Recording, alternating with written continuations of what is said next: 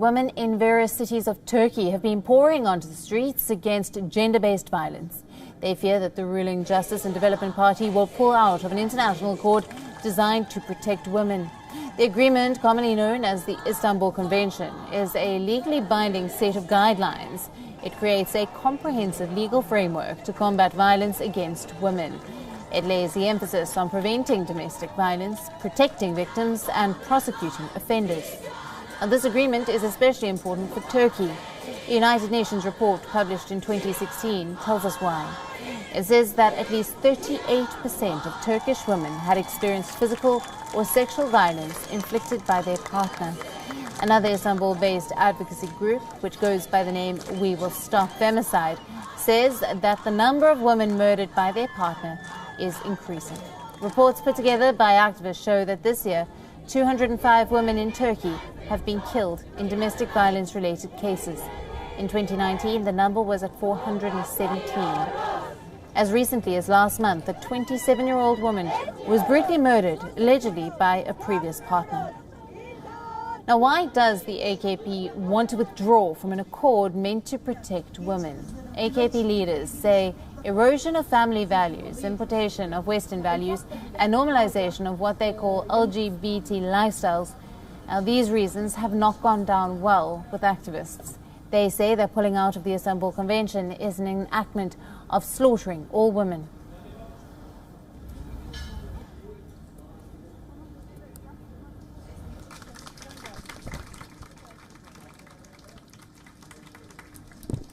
İçinde koruma sağlanmasını, maddi ve manevi yardım sağlanmasını gözaltı ve baskı uyguluyor. Biz buradan tekrardan diyoruz ki Bluetooth device is ready to pair. Genelde ne olur hastanelere gittiğimizde zaten kadınların yaşamları tehdit altında bu memlekette. Bir de İstanbul Sözleşmesi'nin ortadan kaldırılması demek kadınların toplu katliamının aslında fermanını yazmak demektir. Bu nedenle bugün buradayız. Her ne kadar hükümet ertelediğini söylese de sözleşmeyi değerlendirmeyi ertelemek değil, bu tartışmayı tamamen ortadan kaldırması talebiyle bugün buradayız. The debate has not just created a split in the ruling party, but also among family members of the Turkish President Recep Tayyip Erdogan. His son, Bilal Erdogan, has called for Turkey to revoke the convention. On the other hand, his daughter, Sumaya Erdogan, is pushing for Turkey to stay. Now, Erdogan himself has stayed silent on the issue until now, but it will be debated by the Central Executive Committee.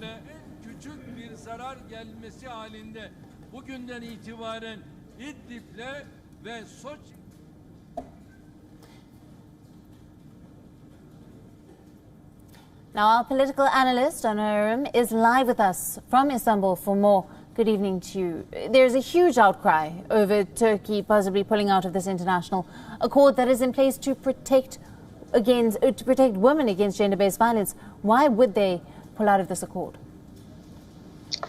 It's not a question of pulling out of the accord. It's more a question that has been raised to partially remove or put a reservation on a couple of parts, small parts of the convention that the Turkish public or some of the public is having question marks whether it is promoting the lifestyles of LGBTQ persons, which is indeed a conversation or a debate that is going on in also most of Europe about the Istanbul Accord.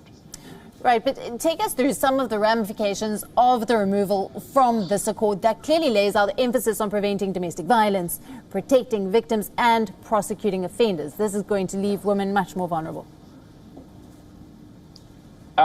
In essence, it might. But again, the question that's being raised has nothing to do with any part of the accord that is raising awareness or that is setting standards against violence to women and children or domestic violence.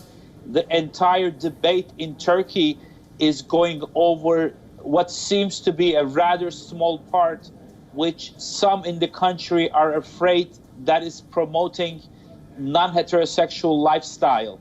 There is no debate beyond that. Nobody's arguing the parts about where it would prevent or raise awareness against violence against women or domestic violence. So let's set that straight for a second. However, the way the debate has been brought to public attention was as if Turkey is discussing removing herself from the entire accords entirely, which is not the case. May I also remind that there are more than a few countries in Western Europe that is having the same debate as we speak. All right. This issue, this debate has proved to be very divisive, even within Erdogan's own household, with his son and daughter disagreeing. But Erdogan himself has remained silent so far. What do we make of this? I think it seems that these questions that are being raised right now, especially stressing on the LGBTQ persons' lifestyles, seems like it's being brought up to Erdogan's attention for the first time. At least that's what we make it, since he hasn't said anything yet. I'm sure he's evaluating how to handle the situation, because there's not a single soul in Turkey, at least in politics, at least publicly, talking about anything other than preventing violence against women, preventing violence against children, preventing domestic violence.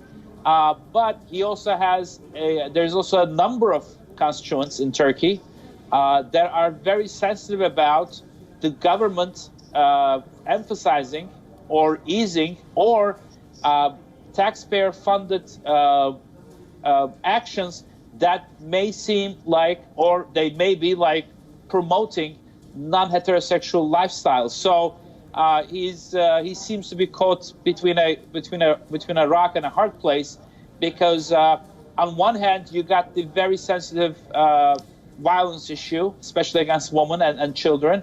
On the other hand, you got what seems to be a very valid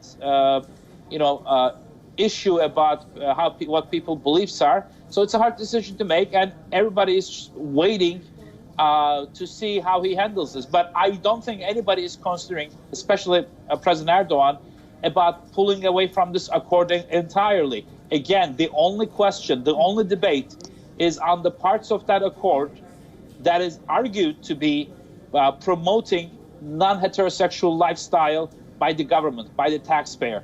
That is the only question in Turkey. There are deeper debates in Western Europe going on right now on the same issue that go beyond taxpayer money, that go beyond governmental subsidies. All right, Erna, thank you very much for joining us for the latest on that.